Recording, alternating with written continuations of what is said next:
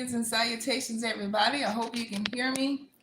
As always, it is Wellness Wednesdays, and you guys are joining me from multiple places. Um, School, Facebook, Instagram, and YouTube. So forgive me for where I'm looking, but all of you guys can hear me.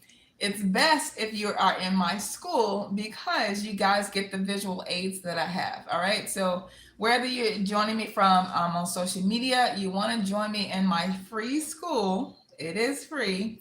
I have to approve you though, and so you can actually see the visual aids and get a little bit more information on what I'm talking about. And I also provide additional tools to get you guys started thinking differently around food, okay? Because it is a psychological warfare against us, and you need to be more aware and be able to see through all the BS of what they're doing to us, okay? All right. So anyway, yeah, tonight's conversation is about what are you really hungry for? What are you really hungry for? Because food becomes comfort, relief, and escape. And what your cravings have actually been trying to tell you, you may not even realize it until now, okay? So let's talk about that, all right? Now, to make sure, I want to qualify everybody to make sure that they are in the right room. Now, have you ever eaten and you weren't hungry? Anybody? Anybody ever eaten and they weren't actually hungry? All right, this is a safe space, okay? Be honest. Have you eaten when you weren't hungry? Okay. All right, now keep your hand up if halfway through you realize that it wasn't even hitting the way that you thought it would. Or if you got near the last bite and started getting a little bit sad. Or if you've ever hidden the wrapper before anybody else got home. Or this, you ate it all and it's still, you just still didn't feel any better afterwards. Anybody at all? Anybody at all? All right, Instagram, you guys are lighting up. Absolutely. Okay, we've all been there. Okay, we have all been there. We weren't craving the cake, we weren't craving the chips, we weren't craving the ice cream. And even if we were, what we were craving more, you guys tell me. Relief. Yes, relief. Absolutely. That's what we were craving more. Okay. So there is a difference between all these different things, between food and what we're going through mentally. Okay. So today, excuse me, that's what I want us to talk about. Okay. I'm not interested in talking about calories or carbs or keto or intermittent fasting or Ozempic or willpower, discipline. That's just not what I do. That's not where I live. Okay. No, at all. Okay. Because I have a feeling if another person told you that you need to just have more self control and willpower and discipline, you probably wouldn't stay on here with me. All right. Because deep down, I think you guys already know what you should eat and what you shouldn't. That's not the problem. Information has never been the problem, right? It's never been our biggest problem. It's what happens between the knowing and the doing, right? That's where I live. That's what I study, and that is what I teach. When I get invited to like workshops and conferences and things like that, um, I actually like to just kind of understand what kind of people are coming to these places, right? What is it that you're carrying? What is it? What kind of stress are you living with? What kind of ups and downs do you deal with, right? And I think for the most part, like heartbreak just kind of comes with life. Um, Loneliness, hopelessness sometimes, just up and downs of life, right? Excuse me, I want to sneeze. There it is. All right, thank you. Okay. So those are the kind of things that just kind of come with life, right? Um, but have you guys ever wondered? First of all, I think a lot of people just think it just happens to them. And obviously that's not the case. Okay. If you're feeling alone that the relationships, the intimate relationships you have going up and down. It's not just you. That is everybody. It is a part of life. Okay. But the thing that when I help my clients, I don't just dive into food because, again, we already know that cookies and donuts and things of that nature is not like our biggest struggle. Okay. But the problem is that we've been asking food to do something that it was never created to do. Because I've learned that food has just been answering questions like it was just never designed to answer. Okay? Yes, exactly. Thank you so much. Yes, okay. So, food has been asking, or we've been asking food to do something that it was never designed to do. Okay? We ask things like, help me calm down. Then food becomes our comfort, right? Help me feel loved. Food becomes your companion. Help me celebrate. Food becomes your reward. And then help me just get through this day. Then food becomes our refuge. That can happen too, right? Yes. I know it. I know it. I know it. Thank you guys. I appreciate you. Yes, I see you. I see you. I see you. So because of all of these things, and if you're joining me from YouTube and Instagram and Facebook, you guys join me from my Skool because you guys can see the actual visual aids that I have. So like and subscribe so you guys can come back, but then click on my Skool so you guys can see everything else and all the other schoolers that I have in there. But anyway, because of all these things, comfort, companionship, reward, refuge, food just becomes our therapist, our best friend, our distraction, our vacation, our shoulder to cry on. And honestly, like food has just done an incredible job because it gave us relief. Maybe not for long, maybe just for 10 minutes, but relief nonetheless, right? So the problem is temporary relief. Temporary relief can quietly become a lifelong habit. You know what fascinates me is that most people think that overeating begins in the kitchen. I don't believe that. I think it actually begins in the conversations that we have about ourselves. Have any of you guys ever said, I deserve this? I've had a long day. I'll start Monday. Just one more bite. I've already messed up. What's the point? Anybody ever said that before? Right? Yes. Thank you guys for being honest. Okay. So I hear a lot of familiarity that I'm seeing, right? Those aren't food conversations. Those are emotional conversations. They just happen to involve food. And until we change those conversations, we'll keep changing our diets without changing ourselves. Okay? Now, let me tell you something a little bit about me. Most people see Dr. Denise, they see the third degree, they see the research, the psychology, the neuroscience, and they assume, oh, she must have always had it together. Not even close. Okay? There was a season in my life where I was working on my PhD, starting a business, in an up and down, back and forth relationship with a man, his ex-wife, and their child. Talk about managing stress, right? Oh, and on top of all of that, I was living on $1,500 a month for several years. Several years, right? Exactly. But on top of all of that, though, I was focused on everybody else. And one day I caught myself standing in front of my refrigerator, opening it, closing it, walking away, coming back, opening it again, looking inside like somebody had snuck in and put the answers to my problems between the milk and the fudge. Has anybody ever done that before? Anything similar to that? Of course you have. Absolutely. Okay. So, you know what I realized? I wasn't looking for food. I was looking for relief. Okay. And that's the moment that everything had changed for me.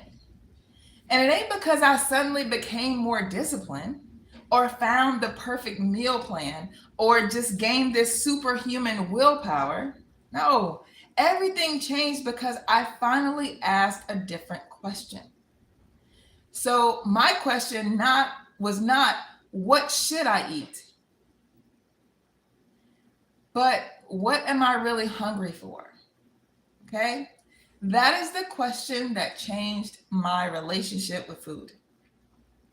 What am I really hungry for? So today, I'd love to ask you guys the same question because maybe, just maybe, you're not sitting here on live or in my school because you need another nutrition lesson. Maybe you're here because your heart has been trying to get your attention through your appetite. Anybody? Yes. So if that's true, then today ain't about guilt. It ain't about shame. It ain't about blaming yourself. It's about becoming curious. Because curiosity heals. Shame never does. Okay? Now, before we go any further, I want to show you guys something that completely changed the way that I even think about food. Okay? I'm going to compare our relationship with food to something that I think everybody that's listening to me right now and already understands their relationship with a human. Okay. Now, if you're joining me from live, you can't see my visual aids, but this right here for my schoolers, this right here is a picture if food was a person. If food was a person. Right. Any of you guys love chocolate? Anybody have a sweet tooth? Yes. So that man is actually not chocolate. He's a chocolate man, but he's not, he's chocolate though. He's not a real person. Looks like a person, but it's the relationship that you see her desiring and passionate about with sweets. Okay? That's you? Exactly. All right. This other picture that you see, anybody just love junk food? Anybody love junk food at all? Okay, so there you go. Yeah, so you can see that. A lot of us love food that don't love us back. Does that sound like a manipulative, deceitful relationship that you've been with a human, but you can really compare the two with food? Anybody ever been in a manipulative, deceitful relationship with a person? I think everybody can relate. So I'm going to compare the two with food and humans. All right. So now, if you're in my school, let me show you something. This little exercise has changed the way thousands of people think about food, and I have a feeling it's going to help you guys too. Okay. Now imagine if you met someone and every single time that you felt stressed, you texted them. Every time that you were lonely, you texted them. Every time that you were bored or someone hurt your feelings, or every time you celebrated, every Friday night or Sunday afternoon, or I don't know, every holiday, every breakup, every promotion, every bad day, every good day. What if you texted this person every time you felt one of those emotions? What would you guys call that relationship? Yes, a little dependent, right? Maybe, yes, maybe even a little codependent. Absolutely, right? So now let's replace that person with food. Date night. What do we typically do? We go out to eat. Movie night, food. Heartbreak, food. Family reunion, food. Angry, food. Happy, food. Somebody get married, food. Somebody died, food, food, food, food, food, food, food. Right? People, what if the issue was never been the food though? But what if we just simply developed a relationship with food that we would never call healthy if food was a person? Some may call it toxic relationships. Anybody ever been in a toxic, abusive relationship? Think about that for a second, okay? Now, before anybody feels guilty, though, I need you to hear me. Relationships aren't necessarily bad, they're formed, okay? And this is how it starts out. Good morning. You get that good morning text, right? You get that good morning text, and then you respond with, I'm stressed.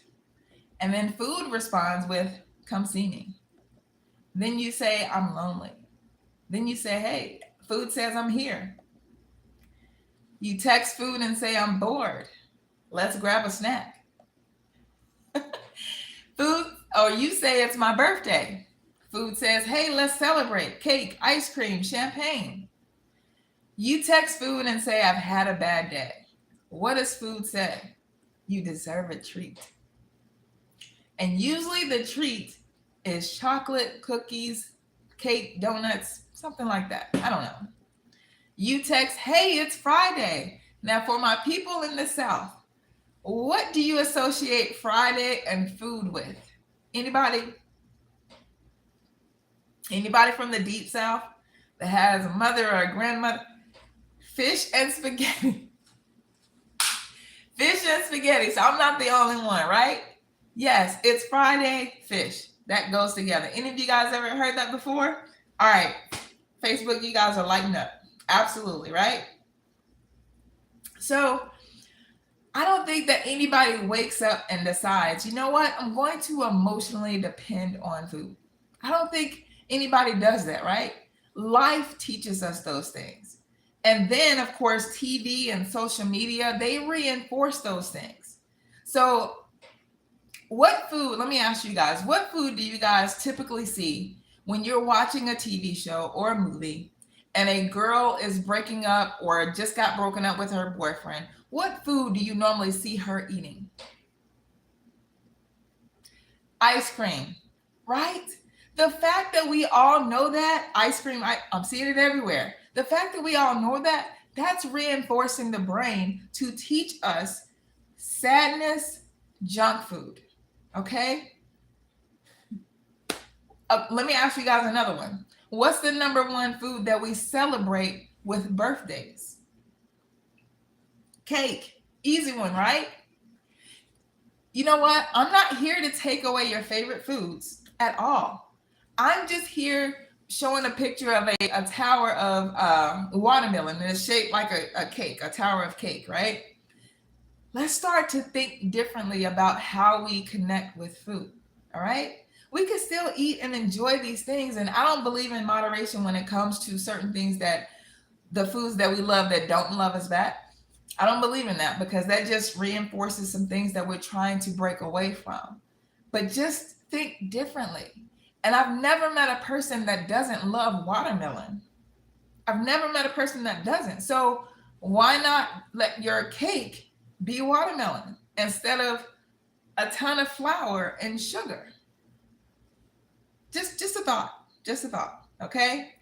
Because slowly but surely food becomes love, comfort, connection, tradition, identity. And it's not because anyone meant to harm us or anything, but it's just that food becomes this language of love and care. But here's the beautiful part, though, you guys. What we've learned can be relearned.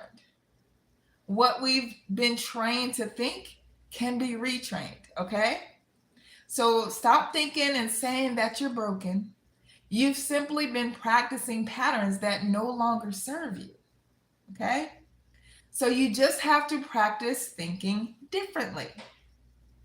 That's why I go by Dr. Denise Thinks. This is the world that I live in, psychology, okay? So just like any professional athlete or a musician or a dancer, anybody that's at the top of their game, guess what? They still go to practice.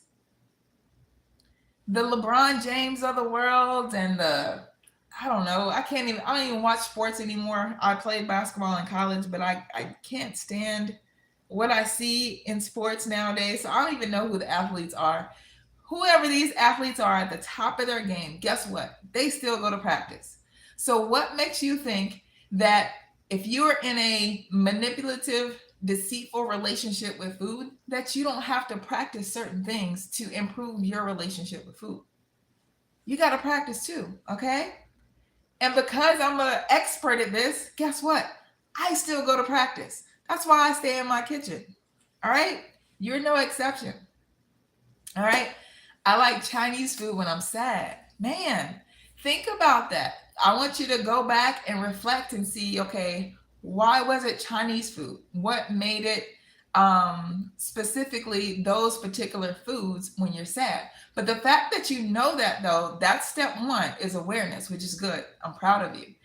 Most people don't even realize why they gravitate towards certain foods, but that's the difference between cravings and true hunger. And just to give you guys a little tip, cravings are all of a sudden, and true hunger is gradual. Okay. So if all of a sudden you're like, oh, I want some chips, or oh, I want a piece of chocolate, or whatever, that's a craving, and something just happened to trigger you to want that food.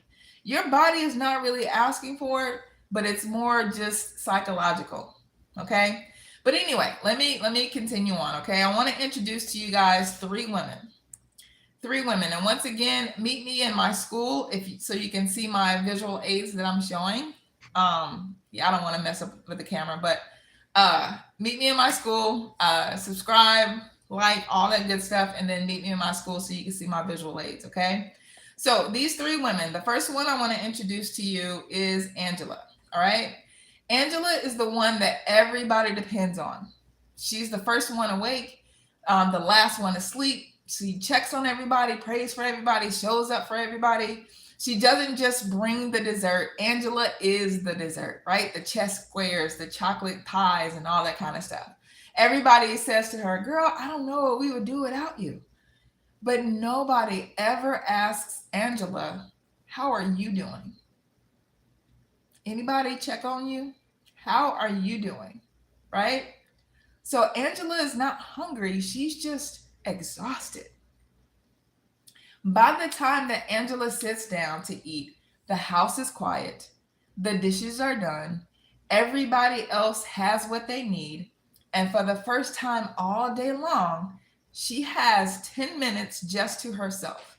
And suddenly, those chips, that corner piece of cake, that bowl of ice cream, that Chinese food, right?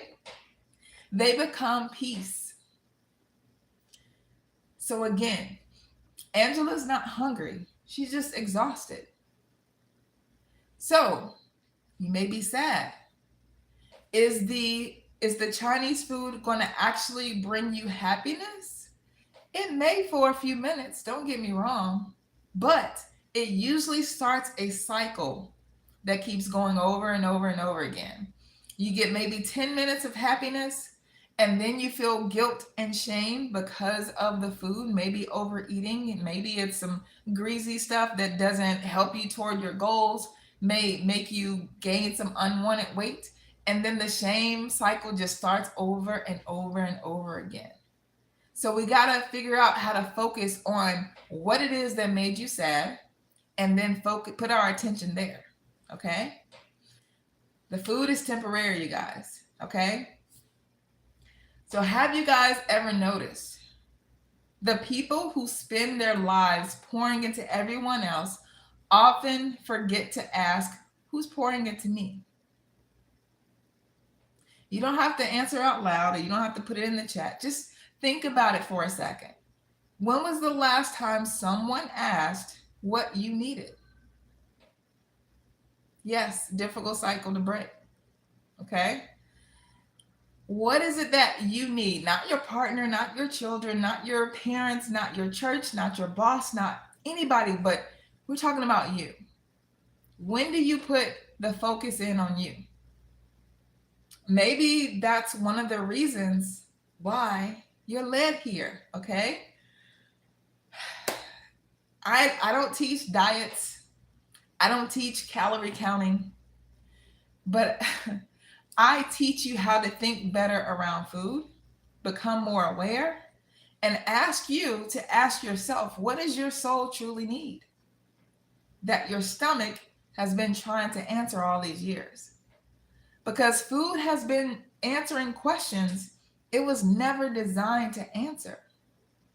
And that's where I want to take you guys next, okay? Because once you understand these 7 hidden hungers, you'll never look at cravings and Chinese food and donuts and cookies and chips again the same. It's not that you're going to magically never eat these foods again after tonight, but you will take your awareness on another level, and then we'll start to get that thinking training a little bit differently, okay? All right, so this is, yes. Yeah, I'm gonna post it maybe just for 24 hours in the school. So I'm gonna post it maybe for 24 hours, and then I'm gonna take it down. So yeah. But anyway, yeah. So helping you change the way that you think about your cravings. I personally used to think that cravings were the enemy. Like I felt like I had to fight them and ignore them or put them away or beat them or control them, all those kind of things. But one day I just asked myself, what if the craving ain't the enemy? What if the craving ain't the enemy? What if it's just the messenger, right? Imagine this. And if you're in my school, you can see this. You're driving down the road and you see a red light go off. Or I think in cars, it's like an orange light, orange reddish light, right? Now, how many of you would actually take a piece of black electrical tape and place it over that orange light and keep driving? How many of you guys would do that? Hopefully none of you guys will. Okay, nobody said they would, right? Okay, so the light is not the problem. The light is actually trying to tell you something. Guys, a craving is like your check engine light. It's your mind, it's your body, it's your heart. It's just trying to get your attention. So the question ain't, how do I stop the craving? The better question is, what is this craving trying to tell me? So the alarm goes off. Find something familiar. Find something that worked before. Find something that makes this feeling stop. And for a lot of us, that something is food. But here's what I need you to understand. Most of your food choices are not about the food itself. It's about what that Chinese food means to you. Okay? It's about what that donut means to you. Now, it's multiple things for multiple people, but what I've done is kind of broken it down to 7 hungers, right? 7 hungers. So one thing is, the first one is hunger, or the first one is rest, okay? Now, how many of you have said, I deserve this Chinese food or this donut or cookie or whatever? How many of you guys have said yes, right? A lot of people. I deserve this. I've had a long day. Have you ever noticed that no one ever says, I deserve this broccoli? I deserve this kale? No one, right? Nobody gets home and says, you know what? I've had a rough day. Pass me the Brussels sprouts. No, we say, I deserve this cake. I deserve this wine. I deserve these cookies. I deserve this takeout, right? Now, think about when you usually say that. So when do you actually say that, Thursa? So the portions are also important. Maybe having one craving a week is not a harm if we can keep under control the size of the portion. I don't know about that, but let's have a conversation about that, because that's that whole moderation thing, and that gets a lot of people in trouble. So yeah, I don't, let's just get, what if you got to a point to where, okay, let me ask you this. What is a food that you absolutely hate the taste of? You can't stand it. What food is that? You guys tell me. Somebody said Brussels sprouts. Okay. Kale. Oh, you don't like kale? Oh my gosh. What? Kale is so great. But anyway, it's fine. Yeah, I was gonna let you answer as well. But imagine, okay, somebody says zucchini. Oh, zucchini is so. Listen, all right. Imagine you can't stand kale, broccoli, Brussels sprouts. I think I heard. I can't remember. Pepino. Not sure in English. Okay, so you're from another country. All right, so I'm not sure what pepino is. I've seen it before. I don't know. But anyway, imagine the food that you can't stand. You hate the taste of it. You don't even like the way it looks, smells, any of those things, right? Now transfer that same food into your favorite food, but the food that you love that you know don't love you back. Make that transition between the two, right? So now, if it's a food that you love currently that don't love you back, imagine that food coming across your face or your TV screen or whatever, and you like, I don't even want that anymore. It's tough for some people before they imagine that part because they're like, don't take away my favorite food. Like, oh, that's the only thing that's going right in my life. But it doesn't love you back. That's the same thing as being in a toxic, abusive relationship. It is smacking you and beating you all over the place, but you keep going back. If that was a person, you would be like, no, you need to leave that relationship, right? Same thing with food. If it leaves you bloated, if it leaves you with adult acne, if it leaves you with unwanted weight gain and digestive issues and all these kind of, it leads you to like taking years off of your life and not having a good quality of life. Why would you want that relationship? There's no such thing as moderation. If it's not good for you one time of the year, it's not good for you ever. So imagine your favorite food that you currently love that don't love you back. Imagine it coming across your screen. You're like, I don't even want that no more. That's what I want you to think about, okay? Because I know sometimes people are like, I need to stop eating cake, okay? But then when they come across a person like me who think that I'm a nutritionist or a dietitian, and I'm like, you need to stop eating that. No, that's not my initial thing. I want you to get to a place to where you actually taste it, because a lot of times we're just eating food and we're not even tasting it because it's been there for years and years and years, and we're just eating it, distracted, scrolling, watching TV, and we don't even realize they don't even taste that good. Okay? That's what I want to get you to a point to and realize if it's not good for you, it don't taste good either. Okay? But anyway, back to this, okay? And I know it's kind of hard to understand, but it's a step-by-step methodical process. And I get it. I totally understand. If you had to leave one book for humanity, which one would you choose? We're not exactly talking about that right now, but what a good book right now is Mindless Eating by Dr. Brian Wansink. And so, yeah, that's a good one for mindless eating. All right.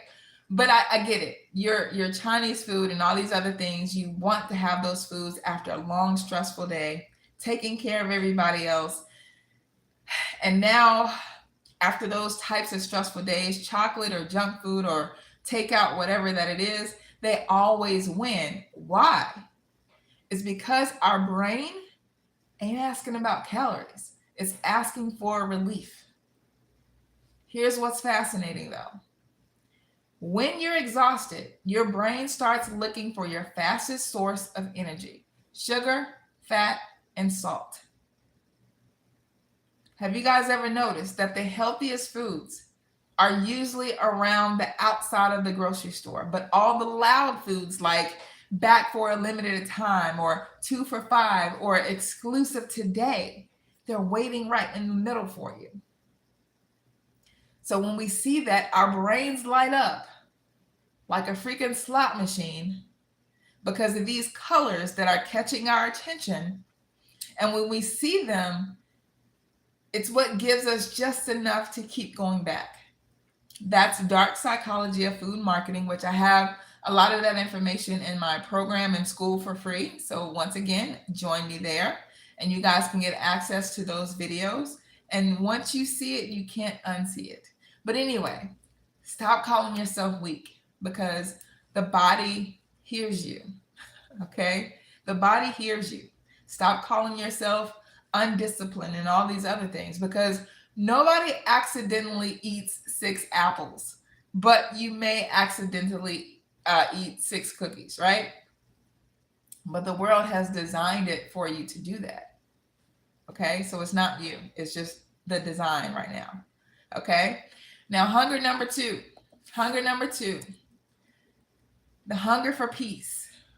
Now, let me introduce to you another woman. We're going to call her Michelle. Michelle is always the one that thinks, I'm fine. She has a great job. People think that she has it all together. Successful, respected, always smiling, always dressed nicely, always says, I'm good. So she gets home, she drops her purse, takes off her bra, which is real freedom, right? And she walks straight to the pantry. Hungry? Not really. But it's for 8 hours she held it together. Food became her place that she no longer had to perform. Okay? Has anybody ever smiled all day long while falling apart on the inside? Food didn't create her stress. It became the place that she no longer had to hold it together. The place where she laid it down. Okay? Yes. All right, moving right along, you guys. Hunger number 3. Here's something interesting. Some of our strongest, fondest memories of food, as you've seen so far, we've experienced, have absolutely nothing to do with hunger, okay? They have everything to do with people though, okay? So some people have the hunger for connection, and that's my third hunger that I come up with. So whether it's Big Mama's mac and cheese, Sunday dinner, the smell of cornbread, birthday cake, the cookout, holiday seasoning, dressing, potato salad, peach cobbler, those kind of foods, they don't just remind us of food, they remind us of belonging, of connection, of people, of laughter, of being loved. So when life becomes lonely, guess what the brain remembers? Not connection. Food became a shortcut to a feeling. Sorry, sis. Okay, so food became a connection or a shortcut to a feeling, which means sometimes you're not hungry for pie or Chinese food. You're hungry for people. So could that be it? Could that be it? Do you guys see the pattern? Rest, peace, connection. None of these can be found at the bottom of a bag of chips. And yet, many of us have spent years asking food to provide us things that it just was not created for. And until now, nobody has taught us to ask better questions. So now, before we go any further, I'd love to actually try something with you. Now, no one's going to have to do jumping jacks or anything like that. I just want you to close your eyes for a moment. If it's safe, if you're not driving, anything like that, I want you to close your eyes for a second. Take one slow, deep breath in through your nose. Hold it.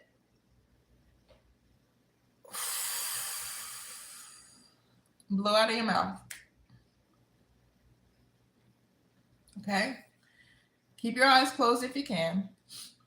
And think about the last time that you ate when you weren't physically hungry. Don't judge yourself. Just remember it. Think about where you were, who you were with, maybe what happened that day, who had just texted you or called you. How are you feeling? Now, I want you to ask yourself, what were you really hungry for? Was it peace? Was it rest? Was it connection? comfort, relief, to feel seen, feel loved, feel safe. Now you can go ahead and open your eyes and let me ask you this question. The question from the beginning. What were you really hungry for? That question is the beginning to your freedom. Okay. Now, I'm going to quickly go through these last four because I think that you're picking up what I'm putting down, but these last four will quietly influence nearly every decision that we make around food. And one of them is the one that changed my clients' lives forever. Let's talk about that next. Hunger number four, the hunger for purpose, okay? Have you ever noticed that when you're busy doing something that you love, sometimes you forget to eat? Anybody? And then have you ever had one of those Saturdays where you had nothing to do and then 10 a.m. you're in the pantry, 11 a.m. you're in the refrigerator, and then by noon you're standing there opening the refrigerator like a new meal had just magically appeared since the last 5 times that you opened up the refrigerator, right? Why does that happen? It's simply because the brain was designed to seek meaning, purpose, and progress. When we lose our sense of purpose, our brain just naturally begins looking for pleasure. Here's what I've noticed. Food never asks me to become a better version of myself. It just doesn't. It simply waits on me in the pantry, in the refrigerator, at the drive-thru. It's always available, but purpose just calls us to be higher. And sometimes that's uncomfortable. Okay? Purpose takes intention. Now, I wonder how many cravings have actually been boredom wearing a Halloween costume, right? Or maybe not boredom at all. Maybe your gifts have just been sitting on the shelf so long that your appetite started filling the space. Sometimes we don't need another snack. We just need another assignment. Let's move on to hunger number 5, okay? Introducing you to the last woman. We'll call her Monica. Monica was the one that always had it together. She's the dependable one, the one who figures everything out, the one people call when their life is falling apart. She's that strong friend. She's been strong for so long, people stopped asking whether she was tired. So one night, she sat in her car outside of the grocery store, not crying, not screaming, just sitting, because she didn't want to go inside and be strong for one more person. Monica wasn't hungry. She just didn't want to carry anyone's expectations for another 15 minutes. Right? Sometimes food ain't feeding our stomachs. It's comforting the version of us that never feels seen. So when people ask you, how are you? How often do you guys tell the truth?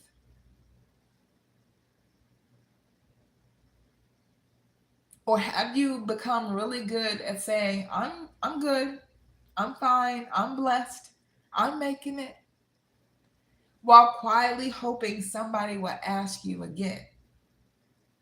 You guys, being strong is not the same thing as being okay.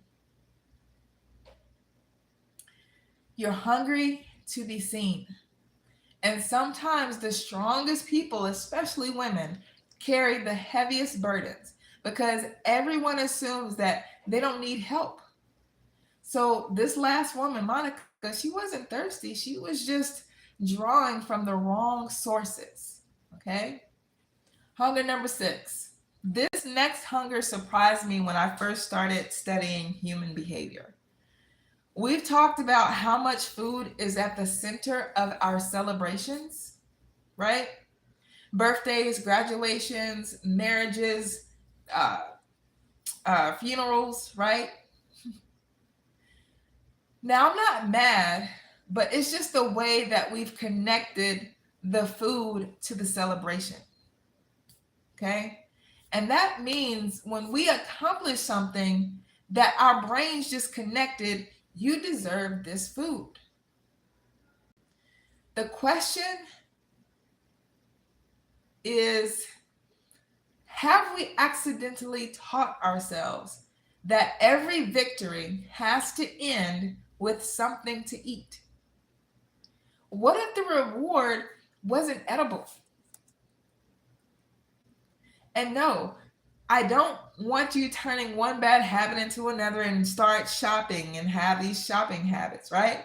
But what if sometimes that the reward was rest? What if it was a walk, a new book, or even a massage? Watching the sunset, dancing in your living room doesn't have to cost money. Because here's what I know: healthy people celebrate too. We've just expanded our definition of what celebration is. The last hunger I'm going to talk about. This last one, it changed the way I see the world because I finally realized I wasn't just changing what I ate, I was changing who I believed I was. Have you ever noticed how we talk about ourselves? Like, I've always been the big girl. I love food too much. I have no willpower. I've tried everything. I always fail. Can I lovingly challenge you guys? Those aren't facts. Those are identities. Our brains work very hard to stay consistent with who we believe we are. If I believe that I'm the emotional eater, guess what I'll keep doing? Emotionally eating. If I believe that I always quit, guess what my brain expects me to do? Quit. Why? Because lasting change don't begin with your plate. It begins with who you think you are, which is your identity. You'll never consistently live in a way that contradicts with who you believe you are. Let me say that again because that is powerful. You'll never consistently live in a way that contradicts who you believe you are. So let me ask you one more question. Who would you become if food was no longer comfort? If food was no longer escape, reward, refuge, your best friend? Who would you be? I guarantee you, you're already in this room. You've just been buried under years of practicing something else. So today, I hope you caught a glimpse of that new person. And here's my last question that I want to leave with you tonight, and I'm out of here, okay? I want you to think about something that we've all been taught. Maybe the diet didn't fail, or maybe you didn't fail the diet. Maybe the diet failed to address what you were actually hungry for. You guys have been amazing as always. I hope you subscribe. Come and join me in my school. I'll be back tomorrow for Think Thursdays at 4 Eastern, 3 o'clock Central. And you guys let me know what you want to talk about because I don't see a lot of people talking about the psychology of eating. And I think it's what's needed. It's what's needed because telling yourself or having someone tell you to eat this, don't eat that, it's not very successful. It's not very It doesn't last because we all know what we should be eating and what we shouldn't.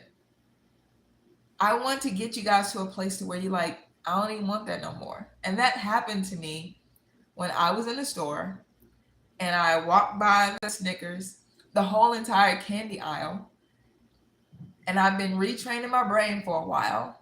And I usually, they put it at the register on purpose. And I looked at it and I was like, I don't even want that. I don't even want that.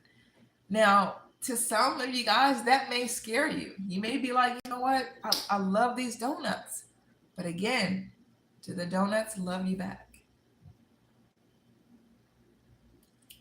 Break up your toxic relationship with food. If food was a person, would it be healthy? I'll see you in my school, and I'll see you tomorrow. See ya.